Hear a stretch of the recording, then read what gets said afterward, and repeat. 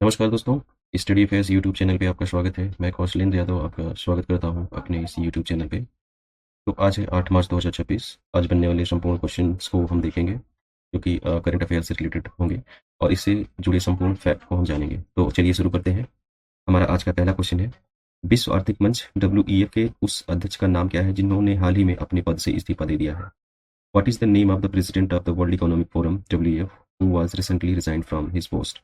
तो इसका right answer हो जाएगा बोर्गे ब्रेडे। ठीक है, बोर्गे ब्रेडे जी जो हैं अभी ये 2017 से इस पद पर आसीन थे। ठीक है, यानी WEF के अध्यक्ष के तौर पे ये काम कर रहे थे। तो इन्होंने जो है 2017 से इस पद पे रहने के बाद इस्तीफा दिया। इस्तीफा की जो वजह है वो अभी रिसेंटली एक जोफ्री एफएसटीन है अमेरिका के दिवंगत, जो कि इनकी मृत्यु हो चुकी है। ठीक है, तो इनके साथ इनके पुराने संपर्कों का खुलासा होना, इस वजह से इनको अपने पद से इस्तीफा देना पड़ा है। ठीक है, तो अब चलिए हम जो जानते हैं कि वर्ल्ड वाइड, ठीक है, वर्ल्ड इकोनॉमिक फोरम से रिलेटेड जितने परीक्षा उपयोगी इंपॉर्टेंट फैक्ट हो सकते हैं तो हम उसके बारे में डिस्कस करते हैं। तो देखिए, WEF की स्थापना 1971 में की गई है। ठीक है, WEF की स्थापना 1971 में की गई थी। ठीक है, इसके संस्थापक जो थे क्लाउस श्वाब थे। ठीक है, क्लाउस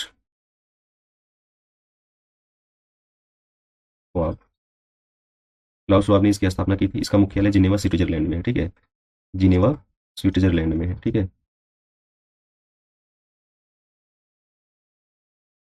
जिनेवा स्विट्जरलैंड में इसका मुख्यालय है। ठीक है, अब इसकी बैठकें जो होती हैं, एनुअल मीटिंग या बैठक जो होती है दावोस में होती है। ठीक है, 2026 में इस्तीफा देने से पहले इसके अध्यक्ष कौन थे? बॉर्गे ब्रेंडे थे। ठीक है, अच्छा, अभी अंतरिम अध्यक्ष जो नियुक्त किया गया है वो है एलोइस ज्विंगी। ठीक है, एलोइस एलोइस ज्विंगी। ठीक है,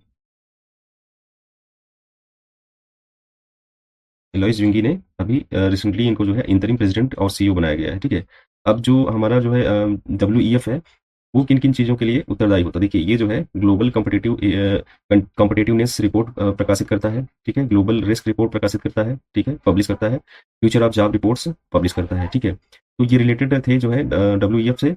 ठीक है, तो हमने फैक्ट को जाना। चलिए हम अगले क्वेश्चन पे चलते हैं। इससे पहले हम जान लेते हैं कि मार्च मंथ में परीक्षा उपयोगी इंपॉर्टेंट डेज जो कि परीक्षाओं में पूछे जाते हैं, तो हम उसको देखते हैं। हमारा जो पहला डेज है, ठीक है, तो वो है 1 मार्च। ठीक है, 1 मार्च को शून्य भेदभाव दिवस के रूप में मनाया गया। ठीक है, विश्व समुद्री घास दिवस को भी 1 मार्च को हम सेलिब्रेट करते हैं। ठीक है, 1 मार्च को ही विश्व नागरिक सुरक्षा दिवस के रूप में भी हम मनाते हैं। ठीक है, 3 मार्च को विश्व वन्यजीव दिवस के रूप में मनाते हैं। 4 मार्च को राष्ट्रीय सुरक्षा दिवस के रूप में मनाते हैं। 8 मार्च को अंतर्राष्ट्रीय महिला दिवस के रूप में मनाते हैं। 15 मार्च को विश्व उपभोक्ता अधिकार दिवस के रूप में मनाते हैं। 20 मार्च को विश्व गौरैया दिवस के रूप में मनाते हैं। और 20 मार्च को ही हम अंतर्राष्ट्रीय प्रसन्नता दिवस के रूप में भी मनाते हैं। 21 मार्च को विश्व वानिकी दिवस के रूप में मनाते हैं। 22 मार्च को विश्व जल दिवस के रूप में मनाते हैं। 23 मार्च को शहीद दिवस के रूप में मनाते हैं। ठीक है, शहीद दिवस भगत सिंह के और जो है हमारे जो फांसी दी गई थी, ठीक है, जिन हमारे शहीदों को, उनकी याद में हम शहीद दिवस मनाते हैं। ठीक है, 23 मार्च को विश्व मौसम विज्ञान दिवस के रूप में मनाते हैं। 24 मार्च को विश्व क्षय रोग टीबी दिवस के रूप में मनाते हैं। ठीक है, तो ये हमारे इंपॉर्टेंट डेज जो कि मार्च मंथ में पढ़ते हैं और परीक्षाओं में पूछे जाते हैं। तो इससे रिलेटेड मैंने सभी डेज को बता दिया। चलिए हम चलते हैं अगले क्वेश्चन पे। हमारा अगला क्वेश्चन है, किस राज्य सरकार ने फरवरी 2026 के बजट में बालिकाओं के लिए रानी दुर्गावती योजना शुरू करने की घोषणा की है?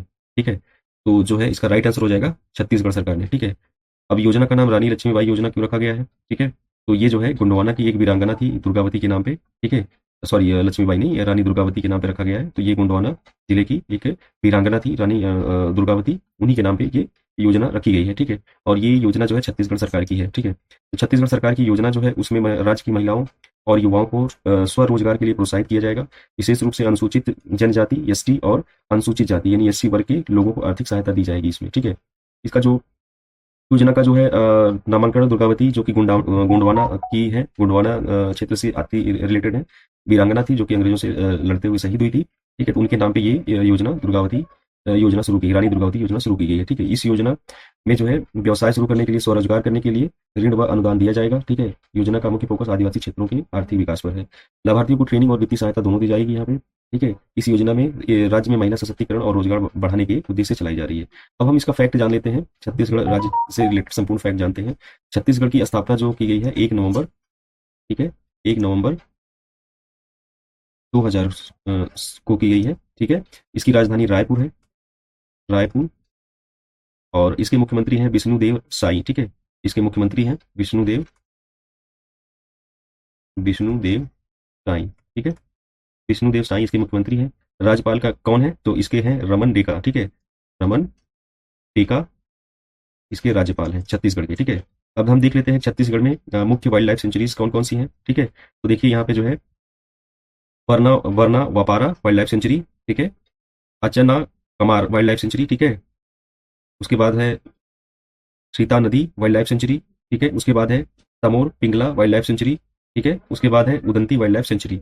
ये सेंचुरीज जो है वाइल्ड लाइफ सेंचुरीज जो है छत्तीसगढ़ की मुख्य वाइल्ड लाइफ सेंचुरीज में आती हैं, ठीक है। तो चलिए हम अगले क्वेश्चन पे चलते हैं।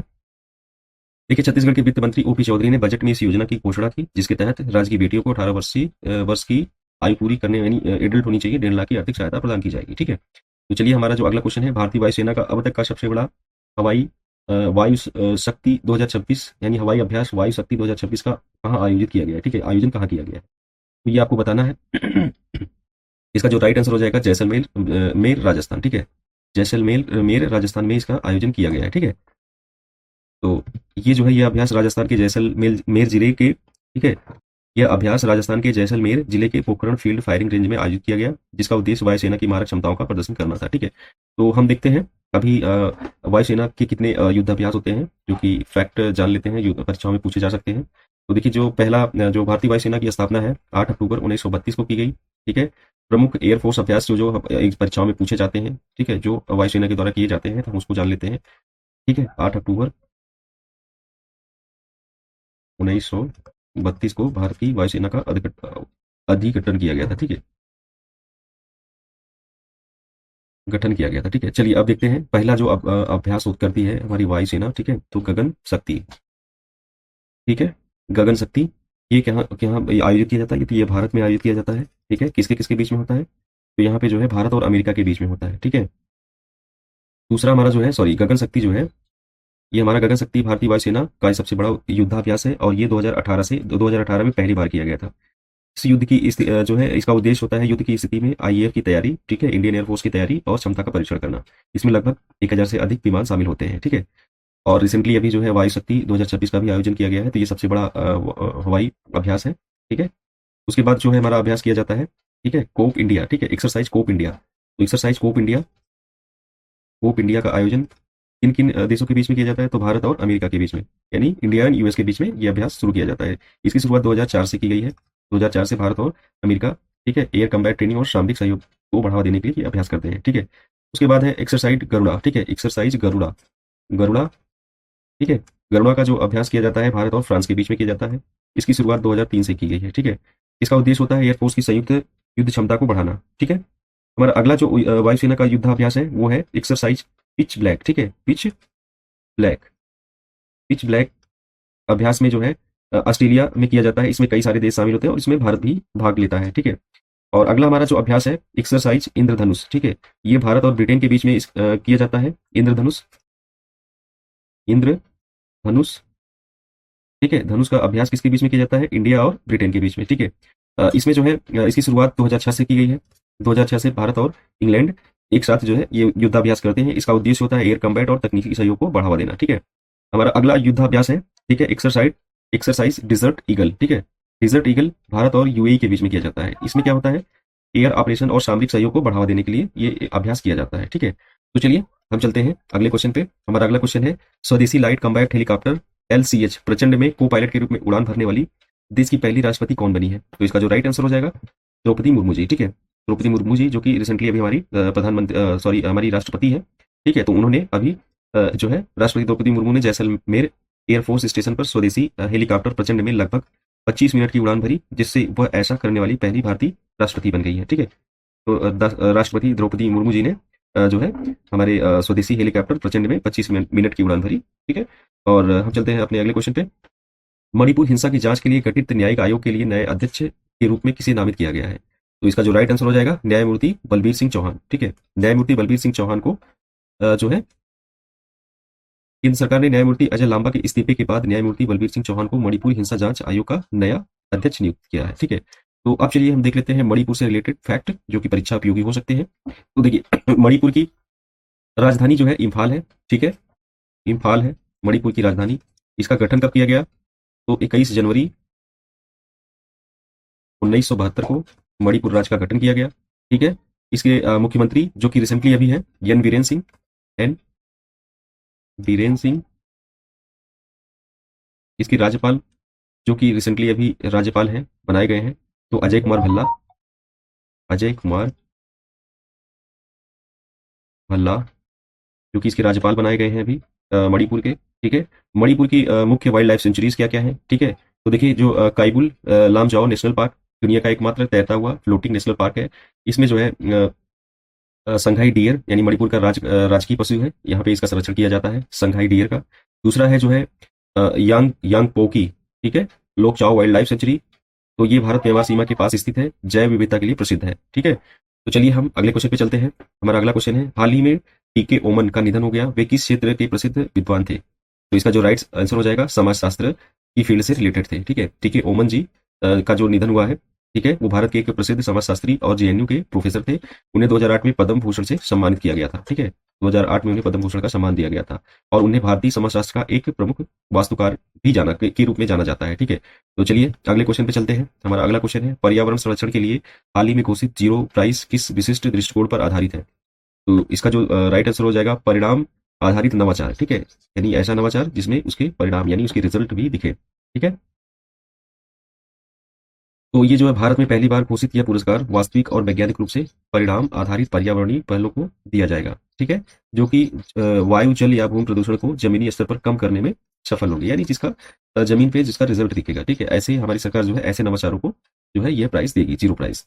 ठीक है, तो चलिए इससे जुड़े हम पर्यावरण से जुड़े रिलेटेड फैक्ट देख लेते हैं जो कि परीक्षा उपयोगी होंगे। ठीक है, तो देखिए यूनाइटेड नेशन इन्वायरमेंट प्रोग्राम यानी यूनेप, ठीक है, यूनेप की स्थापना कब की गई थी। ठीक है, तो इसकी स्थापना 1972 में की गई थी। इसका मुख्यालय कहाँ है। ठीक है, तो इसका मुख्यालय है नैरोबी केन्या में। ठीक है, नैरोबी केन्या में। ठीक है, केन्या में इसका मुख्यालय है। ठीक है, यूनेप यानी यूनाइटेड नेशन इन्वायरमेंट प्रोग्राम की जो का मुख्यालय है वो है नैरोबी केन्या में है और इसका उद्देश्य है वैश्विक स्तर पर पर्यावरण संरक्षण और नीति का निर्माण करना। ठीक है, अच्छा अब इसमें जो एग्रीमेंट्स हुए हैं, तो देखिए पहला जो एग्रीमेंट्स हुआ है, ठीक है, देखो पेरिस, ठीक है, पेरिस एग्रीमेंट ये 2015 में किया गया था। पेरिस समझौता जिसके पेरिस समझौता के नाम से जाना जाता है, जो कि पर्यावरण के क्षेत्र में हुआ था।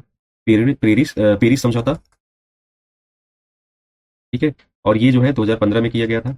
इसका उद्देश्य था वैश्विक तापमान वृद्धि को 2 डिग्री से नीचे रखना, जो कि भारत सहित इसमें 190 प्लस देश जो है इसमें शामिल हुए थे। ठीक है, और दूसरा जो है हमारा समझौता हुआ था मॉन्ट्रियल प्रोटोकॉल। ठीक है, ये वर्ष 1987 में इसका समझौता हुआ। इसका उद्देश्य था ओजोन परत को नुकसान पहुंचाने वाली गैसों जैसे सीएफसी, ठीक है, WCFC को कम करना। ठीक है, इसे सबसे सफल पर्यावरणीय समझौता माना जाता है। ठीक है, यानी जो ओजोन लेयर्स का क्षरण रोकने के लिए जो समझौता किया है वो बहुत काफी सक्सेसफुल हुआ और इसको सफल समझौता माना जाता है। ठीक है, दूसरा हमारा जो है रेड डाटा बुक, ठीक है, ये प्रकाशित होती है international union for the conservation of nature. ठीक है, इसको प्रकाशित करता है। इसमें लुप्त प्राय प्रजातियों की सूची यानी रेड डाटा बुक के बारे में आपने सुना ही होगा, जो कि इंडेंजर प्रजातियां जो होती है, ठीक है, इंडेंजर प्रजातियों को, ठीक है, इंडेंजर्ड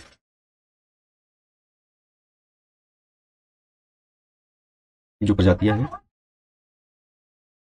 उनको रेड डाटा बुक में नामित किया जाता है और नामित करने के बाद उसका संरक्षण किया जाता है। ठीक है, और एक हमारा एक और है बायोस्फीयर रिजर्व।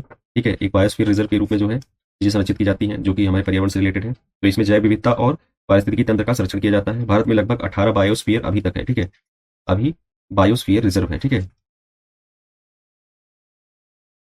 रिजर्व अभी तक है इसमें। ठीक है, तो चलिए हम अगले क्वेश्चन पे चलते हैं। हमारा अगला क्वेश्चन हो जाएगा, प्रधानमंत्री नरेंद्र मोदी ने किस स्थान पर माइक्रोन टेक्नोलॉजी के देश के पहले सेमीकंडक्टर प्लांट का उद्घाटन किया। तो इसका जो राइट आंसर हो जाएगा सानंद, गुजरात में। ठीक है, गुजरात में, चूंकि हमारे प्रधानमंत्री गुजरात से हैं तो ज्यादातर चीजें गुजरात में ही होती है। ठीक है, और गुजरात तो प्राकृतिक रूप से इंडस्ट्रीज के लिए काफी फेवर भी करता है। तो इसका जो राइट आंसर हो जाएगा गुजरात। ठीक है, पीएम मोदी ने गुजरात के सानंद में इस महत्वपूर्ण सेमीकंडक्टर सुविधा का उद्घाटन किया जो भारत को इलेक्ट्रॉनिक्स निर्माण में आत्मनिर्भर बनाने की दिशा में एक बड़ा कदम साबित होगा। ठीक है, तो चलिए गुजरात से रिलेटेड हम परीक्षा उपयोगी फैक्ट जानते हैं। ठीक है, गुजरात राज्य की स्थापना 1 मई 1960 को की गई। ठीक है, 1 मई 1960 को गुजरात राज्य की स्थापना हुई। इसकी राजधानी गांधीनगर है। ठीक है, इसके वर्तमान मुख्यमंत्री भूपेंद्र पटेल हैं, भूपेंद्र पटेल हैं। इसके वर्तमान राज्यपाल हैं आचार्य देवव्रत, आचार्य देवव्रत। ठीक है, अब यहाँ की मुख्य वाइल्ड लाइफ सेंचुरीज क्या है। तो देखिए गिर वाइल्ड लाइफ सेंचुरी जो कि एशियाई शेरों के संरक्षण के लिए प्रसिद्ध है। ठीक है, जूनागढ़ अमरेली क्षेत्र में आता है। दूसरा है नाल सरोवर बर्ड सेंचुरी, यहाँ पे प्रवासी पक्षियों के लिए, के संरक्षण के लिए प्रसिद्ध है। तीसरा है वर्ल्ड एज सेंचुरी, यहाँ पे गधों के इसका संरक्षण किया जाता है। लिटिल रन ऑफ कच्छ में के क्षेत्र में इसका जो है उपस्थिति है। ठीक है, चलिए अगले क्वेश्चन पे चलते हैं। तो हमारा अगला क्वेश्चन है, तेलंगाना पुलिस ने साइबर अपराध नेटवर्क को खत्म करने के लिए किस नाम से एक विशेष अभियान शुरू किया है? तो इसका जो राइट आंसर हो जाएगा ऑपरेशन क्रैकडाउन। ठीक है, ऑपरेशन क्रैकडाउन के तहत तेलंगाना पुलिस ने साइबर धोखाधड़ी और वित्तीय अपराधों के नेटवर्क को ध्वस्त करने के लिए ऑपरेशन क्रैकडाउन शुरू किया है। ठीक है, अब हम जानते हैं तेलंगाना राज्य से जुड़े इसके इंपॉर्टेंट फैक्ट को हम देख लेते हैं। तेलंगाना राज्य की जो स्थापना हुई है 2 जून 2014 को हुई है। 2 जून 2014 को इसकी स्थापना की गई है। ठीक है, इसकी राजधानी अभी जो है हैदराबाद है। हैदराबाद को इसकी राजधानी नामित किया गया है। ठीक है, अभी इसके वर्तमान मुख्यमंत्री जो है रेवंत रेड्डी है। ठीक है, रेवंत रेवंत रेड्डी इसके मुख्यमंत्री हैं। ठीक है, और इसके राज्यपाल हैं जिष्णुदेव वर्मा। जिष्णुदेव वर्मा। ठीक है, जिष्णुदेव वर्मा इसके राज्यपाल हैं। ठीक है, अब इसकी जो स्थापना जो है 2 जून 2014 को की गई है। ठीक है, आंध्र प्रदेश से अलग होकर के ये भारत का 29वां राज्य बना है। ठीक है, 2 जून 2014 को जो है इसका गठन किया गया था। तेलंगाना की प्रमुख वाइल्ड लाइफ सेंचुरीज क्या है? ठीक है, तो देखिए कवल वाइल्ड लाइफ सेंचुरी, यहाँ पे बाघ और तेंदुओं का संरक्षण किया जाता है। कवल टाइगर रिजर्व के रूप में बाद में इसे जाना गया। ठीक है, दूसरा है हमारा इटरना ग्राम वाइल्ड लाइफ सेंचुरी। ठीक है, तेलंगाना के सबसे पुराने वन्यजीव अभयारण्यों में से एक है। ठीक है, तीसरा है हमारा पोचरम वाइल्ड लाइफ सेंचुरी। ठीक है, ये पक्षियों और हिरणों की प्रजातियों के संरक्षण के लिए जाना जाता है। ठीक है, तो चलिए हम चलते हैं अगले क्वेश्चन पे। हमारा अगला क्वेश्चन है संभवतः आज का ये आखिरी क्वेश्चन है, और आप लोगों से गुजारिश है अगर ये वीडियो आपको पसंद आ रहा हो तो वीडियो को लाइक कर दीजिए और चैनल को सब्सक्राइब कर दीजिए, ताकि मेरा भी थोड़ा सा मनोबल बढ़े, क्योंकि ऐसे वीडियो को प्रिपेयर करने में टाइम लगता है। तो आप हमारा मनोबल बढ़ा सकते हैं और हमारे साथ जुड़ सकते हैं। तो चलिए हमारा जो आखिरी क्वेश्चन है हम देखते हैं। संयुक्त राष्ट्र द्वारा शून्य भेदभाव दिवस, जीरो डिस्क्रिमिनेशन डे 2026 किस दिन मनाया जाता है और इसकी थीम क्या थी? ठीक है, तो ये इसका जो राइट आंसर हो जाएगा 1 मार्च। ठीक है, 1 मार्च 2026 को ये दिवस मनाया गया, यानी 1 मार्च से प्रत्येक वर्ष 1 मार्च को मनाया जाता है। जीरो भेदभाव दिवस जो होता है, ठीक है, जो है दुनिया में भेदभाव को खत्म करने के लिए यह दिवस मनाया जाता है। वर्ष 2026 में इसकी थीम जो रखी गई है पीपल फर्स्ट। ठीक है, वर्ल्ड शून्य भेदभाव दिवस की जो थीम है पीपल फर्स्ट। ठीक है, तो अब देखते हैं परीक्षा उपयोगी यूनाइटेड नेशन से रिलेटेड जो फैक्ट है वो देखते हैं। देखिए यूनाइटेड नेशन की स्थापना कब की गई थी? तो 24 अक्टूबर 1945 को इसकी स्थापना की गई थी। ठीक है, इसके 51 जो है सदस्य देश हैं। संस्थापना के समय 51 सदस्य देश थे। ठीक है, जब इसकी स्थापना हो रही थी। अभी 193 देश है। ठीक है, 193 देश वर्तमान में है सदस्य देश, जो कि इस यूनाइटेड नेशन की गाइडलाइंस को मानते हैं। ठीक है, मुख्यालय इसका कहाँ पे है? न्यूयॉर्क अमेरिका में है। ठीक है, न्यूयॉर्क। ठीक है दोस्तों, न्यूयॉर्क अमेरिका में जो है इसका मुख्यालय है यूनाइटेड नेशन का।